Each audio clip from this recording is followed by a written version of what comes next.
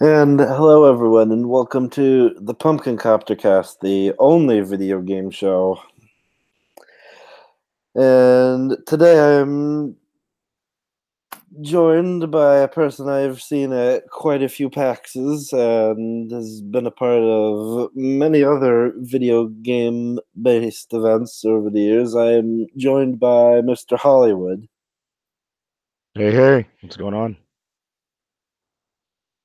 Much so, it's since I'm even though I'm positive a lot more people have heard of you than me, why don't you introduce yourself to the -7 people watching this right now? I love it. Hey, man, every negative viewer becomes a positive one eventually. What's going on, guys? My name's Hollywood, better known as the gamer tag Stuntman Gene. I am the official MC for Nintendo.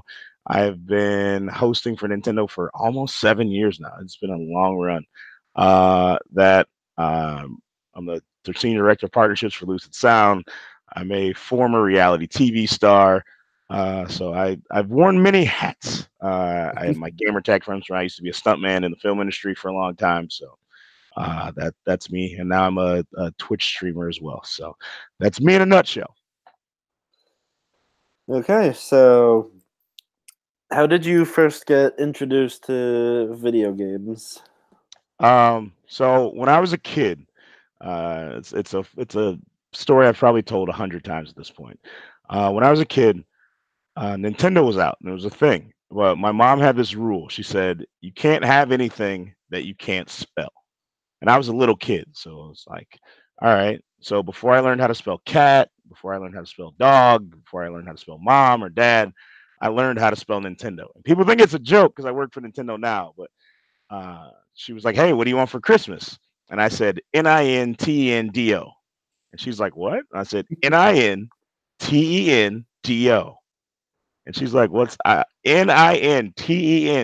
That's what I want. That's what I want for Christmas."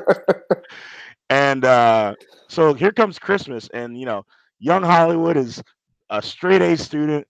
I pretty much know, like, hey, if I ask for it, I'm gonna get it because I get straight A's. And I asked for Nintendo. I spelled Nintendo. Like, the funny part was I never spelled socks, but I used to always get socks, and I was like, I've never once spelled socks to you, so why is that a thing? Um, and so I spelled it. I'm so excited. Christmas Day comes, and I got sweaters and clothes, and I think a suit, and I got Ninja Turtle action figures, and no Nintendo. So I was like, yo, I spelled it.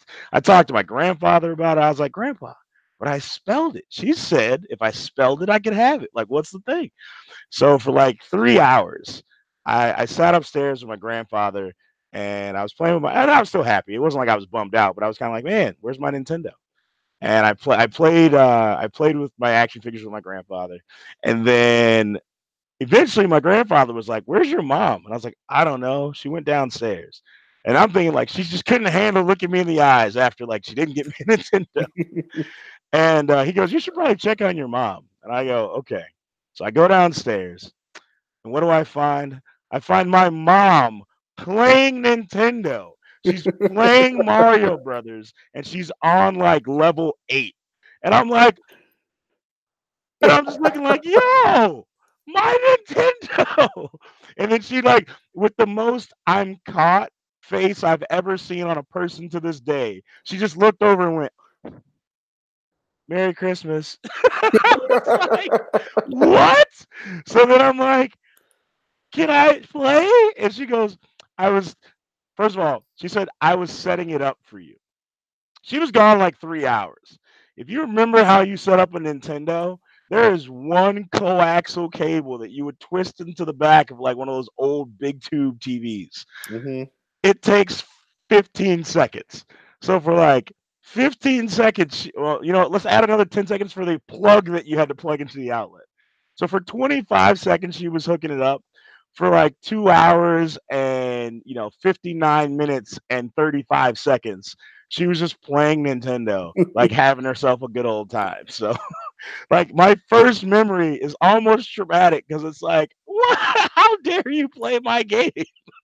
But eventually I got to play. So that was my first like actual video game memory. So Huh. And what would you say was your favorite game and or games growing up? Duck Hunt was definitely my favorite game growing up. That was my first game as like a tiny kid. And then let's see, Duck Hunt. Then when we moved on to like the N64, then I liked Sonic on the, what was it, the Sega Game Gear. I liked Sonic on the Sega Game Gear. I liked uh 007 on the N64, and I NBA Jam was up there. But yeah, I think and then Halo. When Halo dropped on the Xbox, that was like life changing for me. Like it took what everything that was right in 007 and like took it to a new level. So I was like, so that was when original Halo dropped on the Xbox. That was probably like a big life changing moment for me. Okay, and what would you say is your favorite games or games now? So now obviously I'm a huge fan of Smash Bros. I think Super Smash Bros. Ultimate is amazing. Um, Play a lot of that. Play a lot of Splatoon 2. Recently got into Apex Legends. Uh, love Apex. I really like what they're doing. I think battle royales. I think the category itself is a growing category. I think that no one can take anything away from Fortnite because Fortnite did it amazingly, and they came up with an idea that really helped push gaming as a whole and make it mainstream, as opposed to it just being, hey, we're just gamers over here and like the rest of the world is over here. They were like, hey, let's create this game with like all these amazing characters and microtransactions and what have you. They kind of bridge the gap where you now see, you know, you see 80-year-olds playing with like 10-year-olds, and like I think that's cool. But yeah, right now I'm playing Apex. I took a break from Overwatch. Overwatch was giving me heart attacks. Um, I get super triggered playing Overwatch. The thing is, if I'm too good at a game, I get frustrated very easily. So sometimes I like to take a step back and just play games that like I'm not good at. That way, it's like a Mm, reality check. It's like, hey, you can't be great at everything. So if you play a game that you're trash at and you keep playing that game, then you understand how it is when you play a game that you're great at and you're playing with people that are trash. And then that way, instead of getting frustrated, like I'm never vocally frustrated with people. Like I'm not toxic. Like I don't like say that people are bad or whatever. But I know that in my head, like if we're playing Overwatch and you're not like pushing the payload, I am like going through all kind of things in my head of like what is wrong with you. So yeah, those are kind of like the games I'm really into now. I'm super excited about Division 2. So when the Dark Zone drops on Division 2, I'll probably be spending most of my streams hanging out in the Dark Zone. So okay. So I remember seeing you in person at the PAX East of last year, where you were uh, given quite an intense play-by-play during the Splatoon tournaments and all the other competitions held at the Nintendo booth that day. Um, as someone who knows very little about anything, let alone being the type of person who works at events at gaming conventions, how did you become like Nintendo's MC? and I've been asked this question so many times, and one day I'm actually gonna go back through my emails. The problem is I think I have like, let me look real quick. I have 120,000 messages in my inbox, right? Oh That's why it boy. takes me that's why it takes me a while to go through emails. So back when I mentioned earlier, I was a reality TV personality. So I did a reality show. Actually, I've done a couple, but on the last reality show that I did, it was on ABC, and it just so happened that somebody from Nintendo was a fan of mine on the show. And the show made kind of a big deal about me being a gamer and me, I had a very good image on the show because, I'm a positive person overall and I wasn't like yelling at people or cursing at people or anything like that. So I came off the show in a really good light. and somebody at Nintendo was a fan of mine, and they reached out to me in an email and they said, "Hey, not sure if you're interested, but we have an event in Chicago, and we need a host. Are you interested in hosting an event for us?" And I was kind of like, because before that I was doing stunt work and I like had nothing to do with like actually host. Like I hosted small things, but it wasn't like something I was looking to make a career out of. And I was like, I said, you know what, that'd be fun. I'm like, go video games, pretty much just talking to people. All right, let's try it out. So I went and did an event for them. It was during the Wii U, and I started hosting. And what was it? Oh, what game were we playing? We had like 5 games that we would rotate through. But I remember the big thing was that Injustice 2 was on the Wii U. And like a lot of people didn't even, I'm sorry, not Injustice 2, Injustice, Gods Among Us was on the Wii U. And a lot of people didn't even realize that Nintendo had content like that. So we had a main stage and it was like all these like little like portable areas, and at the main stage I would say, hey, I was like, can I bring Injustice up to the main stage? Because like we would do some other, we do other game, like obviously we do first party titles and like the focus was all the Nintendo stuff, but I was like, hey, what'll really get people excited is knowing that like Nintendo also plays like these other games.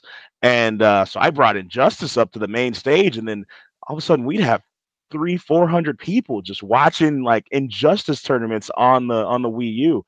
So anyway, Nintendo was super happy. They kind of loved the vibe that I did, and then they said, "Hey man, we got another one coming up in California. Do you want to go out there and do the same thing?" And I said, "Sure." So I did a second one for them in California, and then fast forward, almost 7 years later, I'm still hosting events for Nintendo because they've been happy with what I do. I pride myself on whenever I host an event and I give it 110%. There's never been an event where I kind of phoned it in and was like, oh, well, I didn't feel great. So, I'm going to kind of give a halfway performance.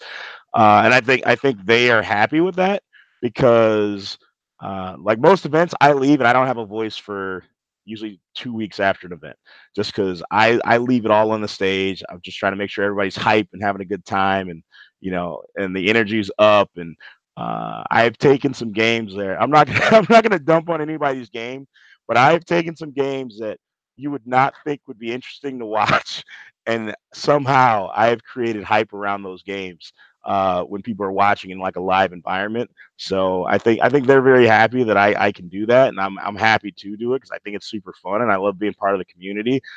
Because I'm a gamer, I'm not just one of those hosts that's like, hey, you wrote me a check, so I showed up at an event to talk for a little while. Like the Nintendo knows I'm an active gamer. Like I spend the majority of my time gaming or with gamers or resolving gaming problems. So, and I think that really just shows when I host. So I think that's kind of why they keep me around. Okay. So you already answered the next question as to what the first video game event you hosted was. So you Sorry. mentioned that's fine. So here's what I'll tell you. At any point during this interview, if you got to cut me off, just because I can talk about video games forever. So so so don't let me like take over your interview. Like I'll stay. I'll focus. I'll focus. Okay, so moving on from there, you mentioned just now that after an event, your vocal cords are shot to hell for a while, and you have to take some time to recover them. But what other types of challenges or just general difficulties can come with hosting an event like that? I mean, the thing about hosting is the difference between hosting and like pre-made content, right? When you're hosting, you're at a live event, and any assortment of things can go wrong at a live event. You can have, issues with the sound system. You can have video issues. You can have product failure. Like there's an infinite possibility of things that can go wrong. Obviously, you hope that nothing does, but then as a host, you have to be prepared for anything to happen. So I think a major thing there is just your improv skills have to be on point, because there's times where it's like, hey, this is going to start at 9:30, and then 9:30 rolls around and they're like, hey, we need 10 minutes to be able to like reboot the system and reset this, and and that's not a Nintendo thing. I host for a bunch of different companies. That's like kind of every company hosting type thing. And I mean, it's really the unexpected. It's almost like playing Big Brother. You have to expect the unexpected. Like right when you think something's going well, sometimes there's a way for it to go wrong. Like I've been in the middle of tournaments where we're in the final round. It's the last two people, and for whatever reason, the game crashes. So it's like no one actually wins because the game crashes. So then you have to like have them reset it, get it going again, like make sure everybody's cool with like just starting from the beginning of like that final round or whatever. And that's just an example, but I mean, there's so many things that could happen. I've had microphone like, hey, you can't walk more than 4 steps this way, otherwise that's probably one of my biggest challenges, because I'm so physical, and I like being with the people, and I like going out into the crowd. And a lot of these shows just have so much interference because there's so many people trying to use wireless signals that I usually get super restricted on where I can actually go. And because I like the crowd knows, like when I go to shows, I love going out into the crowd and like commentating like from the crowd and hanging out with everybody and partying. And sometimes they're like, Hollywood, got to stay on stage. And you can only be in this little box. It hurts me every time because I want to just go roaming around doing things. But it's like, hey, if you move too far this way, then there's gonna be interference from this speaker. If you move too far that way, there's gonna be a shadow. So, it's really just being prepared for any possible thing to go wrong, hoping that it doesn't, but you got to be prepared for it, because otherwise, what doesn't make a good show is if something goes wrong, a good host, and it's not just me, there's tons of good hosts out there. A good host will almost like, there's no way that some things can be masked. Like, obviously, if you're playing a game and all of a sudden the game crashes, everyone sees it crash. But a good host makes you forget instantly what happened wrong, kind of takes you away for a moment. You're still having fun, you're still in the zone, you're doing your thing, and then you're right back into the action almost seamlessly. So I think just kind of being prepared for all those little things. That's the most challenging thing, and I think that's where a lot of people always come to me and they're like, Hollywood, can you teach me how to be a host? And I don't say it to be savage, but I'm like, no one taught me. And it's not that I don't mind. Like I mentor a couple people, and it's like I don't mind helping, but I feel like it's one of those things you genuinely either kind of have it or you don't. It's because there's no way I can teach you how to be proactive and reactive to every situation. You just kind of have to know, like, hey, if this goes wrong, in the back of your head, what's your plan moving forward? And I think that's where uh, all great hosts succeed, is because they figure a way to kind of work through those problems. Okay, so you've mentioned before that you've hosted many an event ever since you started hosting. What would you say was your favorite event or your favorite type of event to be involved in? Ooh, so I'll say type, because I'll say type first, and then I'll go favorite, because favorite's gonna be real tough. My favorite type of event is anything that has the public. I get to host a lot of things that are both private and public events.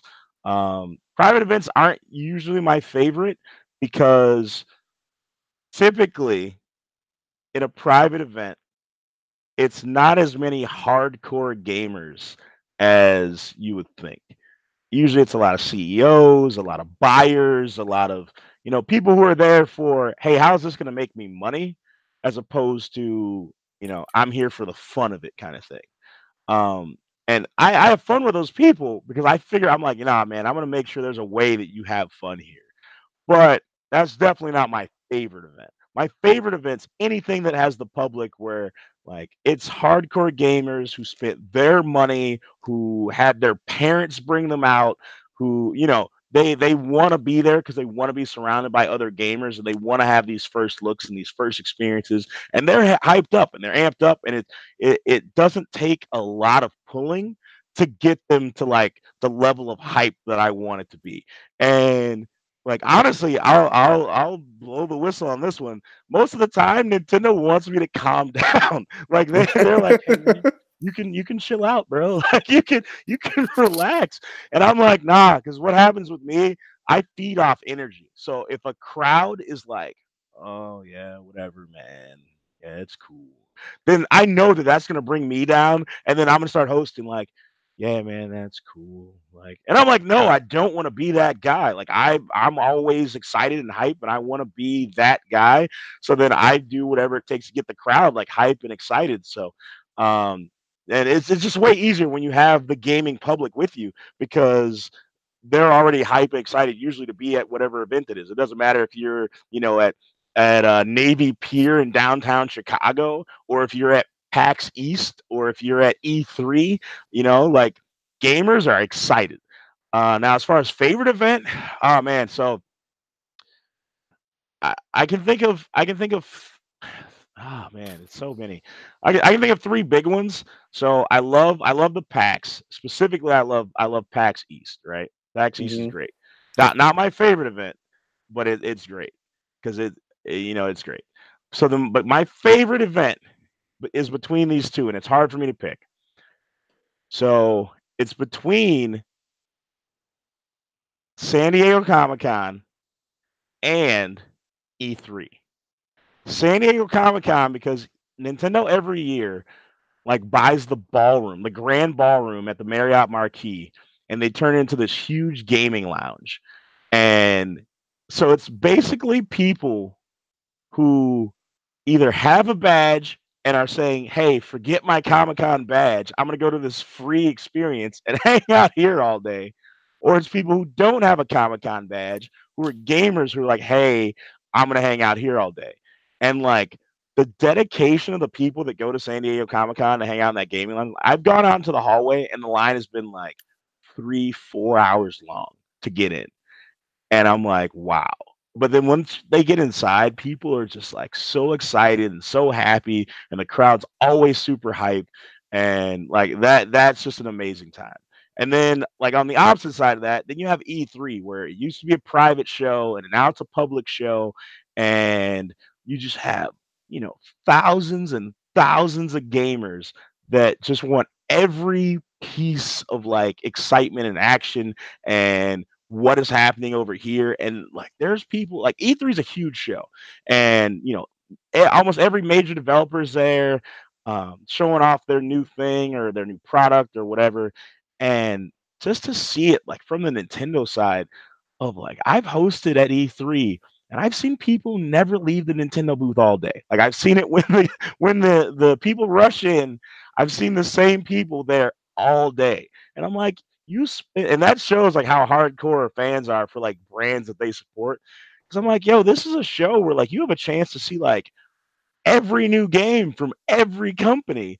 And there's some people that are like, nah, man, this is where I want to be. So it's an honor to host at a place where you can see people just so passionate about it. And then people come up to me all the time. They're like, Hollywood, look at my tattoo. And they'll have like full sleeves of Nintendo stuff, or like, they got Smash Bros stuff. Like, and it's just the to see the passion that's in the people, like that's what makes events great for me. It doesn't really matter, big or small, where it's at. Like that stuff doesn't matter. But I can't like the most fun events for me to do are the ones where I can be the most connected with the people. Like the ones I'm not gonna say hate because I don't hate hosting anytime, but the ones I don't like the most are the ones where I'm so separate from the people that I can't interact. And that's why even at some shows, if I like some shows, there's restrictions. You have to like, hey man, Hollywood, you got to stay on the stage, blah blah blah. You got to take this many breaks, like, because they're like, hey man, we don't want you to die day two. Like this is a 4-day show, whatever. But even then, I try to like after I'm done, like after a show, I'll usually go and I'll sit like on the front of the stage just to talk to people, because I hate feeling like all day I can't interact with like the people that came to hang out. So but yeah, those are definitely my two favorites. Okay.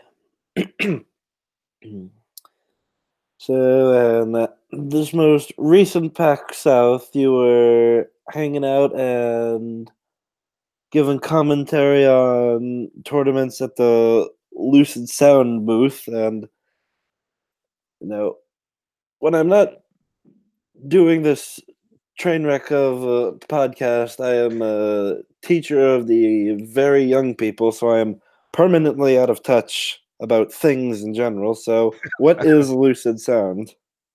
So Lucid Sound is actually the headsets that I'm wearing right now. Lucid Sound is a gaming headset company. From so basically, I'll give you the quick breakdown.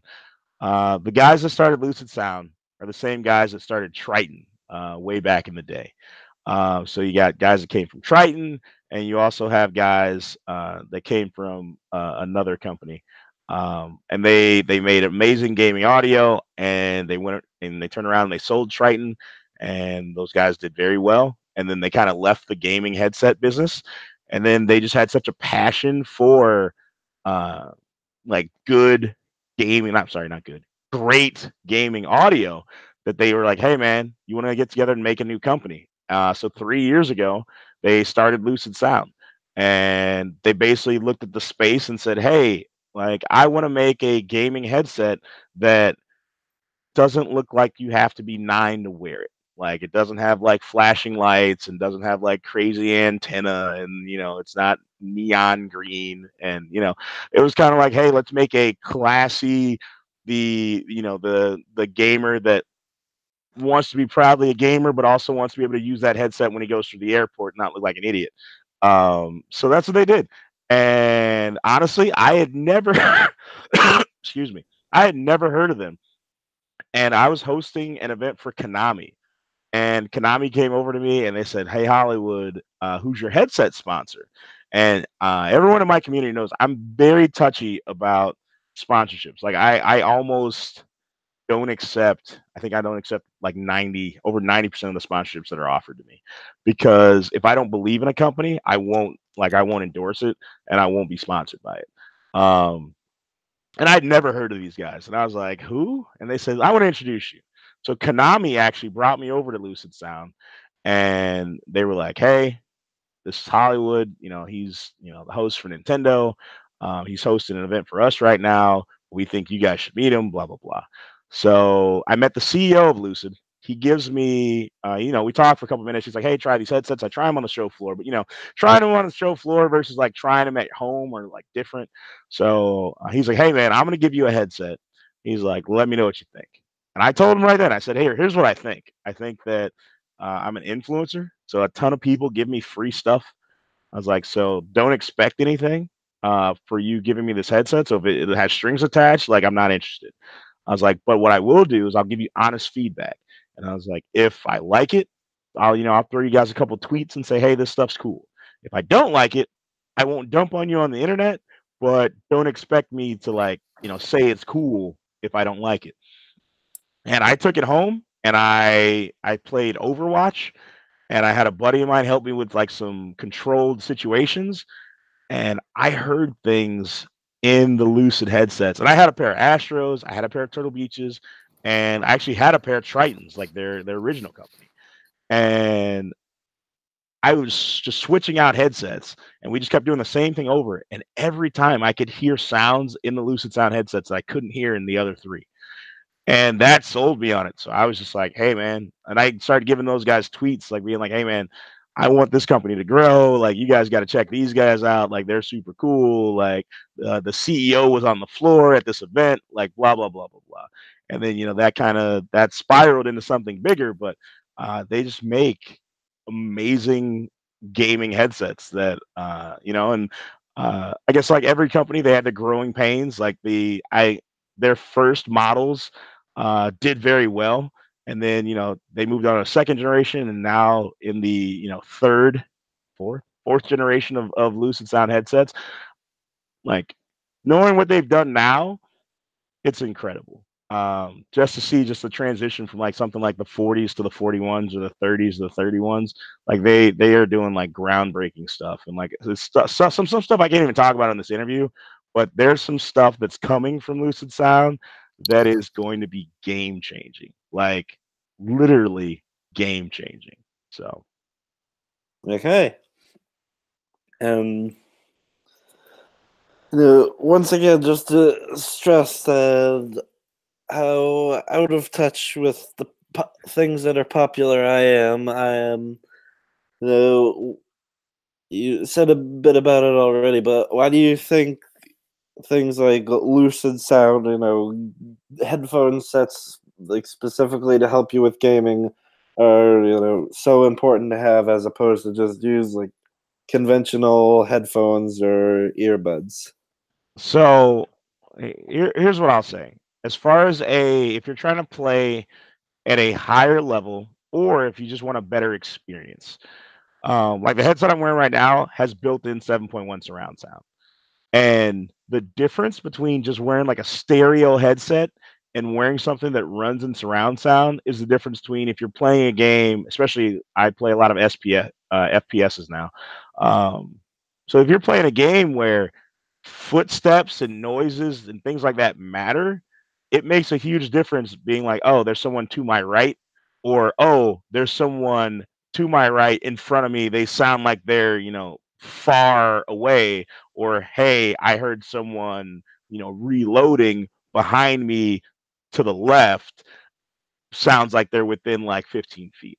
I think spatial awareness is key for a lot of those games. So especially with the rise of things like battle royales, so like Fortnite, your Apex Legends, anything that's sound sensitive like that, for sure. I think that having great audio is a necessity. Like that's not even a want at that point. I think it's a necessity. You're not going to find um, you know, I use this as the casual to pro level thing. You're not gonna find a high level casual like someone like Shroud, like someone like Dr. Disrespect, someone like Tim the Tat Man. Like those guys all depend on audio for what they do, you know. Um, once you reach like the super pro level, at a certain point, you can play almost with nothing, but it's not going to make the heads. It doesn't. Having the headset enhances the experience. It definitely doesn't detract from it. Now, when you start talking about like the casual player who's not playing battle royales, like just how crisp and clear sounds can be in games now. Like when you look at the transition of from what Mario used to be, back when it was on the NES, to just what something like Super Mario Odyssey just sounds like. And without a good set of headphones, you can't really have the vision that the developers made for a game because you're not hearing everything that they wanted you to hear that went along with it. I always go back to Overwatch because I think Overwatch is just such a prime example of like what great tuned audio sounds like. And Overwatch has like if you have a really good set of headphones, like you're rocking some Lucid Sounds, and Roadhog walks up, from a different room, I can hear the clink in Roadhog's chain when he's still in another room. And I'm like, oh, hey, there's a Roadhog over there. And like, those are things the developers built in as like, hey, that's a warning system of like, hey, there's someone about to engage you in a fight. But, if you're wearing a cheap set of headphones where you don't hear it until he's either right next to you or already shooting you, and you're at a disadvantage. So, I mean, I think the audio game is such a major part of gaming now, and I think that developers are starting to get that, especially with. I know even at Lucid, we work with some people that. Like they create sound profiles in their game to work specifically with with our headsets, because like that's where the industry's going. It's not just visual, it's audio now, and there's a lot of audio files out there, and I think people are now starting to finally demand better than kind of what the industry was passing off as acceptable before. The industry was kind of like, hey, you're gamers, we're not gonna give you the best stuff. And I think now, because of how mainstream gaming is becoming, I think the industry is saying, hey, we realize that you guys make up a major part of this market, and we have to keep you happy. And what's going to keep you happy is the best experience, and providing the best experiences. Companies like Lucid Sound pushing the Turtle Beaches of the world to say, hey, man, you're not going to get by with just putting out the kind of headsets you've been doing before. You got to step your game up. And I think the seeing that swing is, to me, it's pretty cool because Lucid Sounds like the last underdog left in the industry. Like they're boutique company. There's literally 10 people. It's 10 Huh. people that run this. It seems like we're huge at events, but it's 10 people that run this whole company. And compared to a company like an Astro, compared to a Turtle Beach, where these guys are hundreds and hundreds and hundreds and thousands of employees, and they can drop 25 million a year on advertising budgets. And I think the people are starting to speak and be like, hey man, we realize that like all the commercials in the world don't make your audio sound better. So, and I think that's cool. I think that having a chance to have the little dog in the fight, have the people kind of back it and say, hey man, we see what you did and we like it. I think that's cool, and I'm so glad I can be a part of that. Okay. Now on to the favorite question, which everyone always understands perfectly, and there's never any sort of confusion on. Hollywood, in your professional opinion, is video games. Yes. And there you go. Yes. There you go. Answer is yes. Is video games a billion-dollar industry? Yes. Is video games the wave of the future? Yes. Is video games this amazing thing that bridges the gap between people? That the thing is now, especially with the so when you combine video games, like if you look at, and I don't want to, because I'm gonna try not to give you another long-winded story, but like if you look at what arcades used to be, right? You go to an arcade and you would put your quarter on like Tekken, and you'd wait your turn, and then the guy that was like the king of the hill at Tekken, he plays, and like it became a community, and it was like, oh man, got to go to the arcade, got to get my name on the leaderboard, got to be a part of something that's bigger than myself.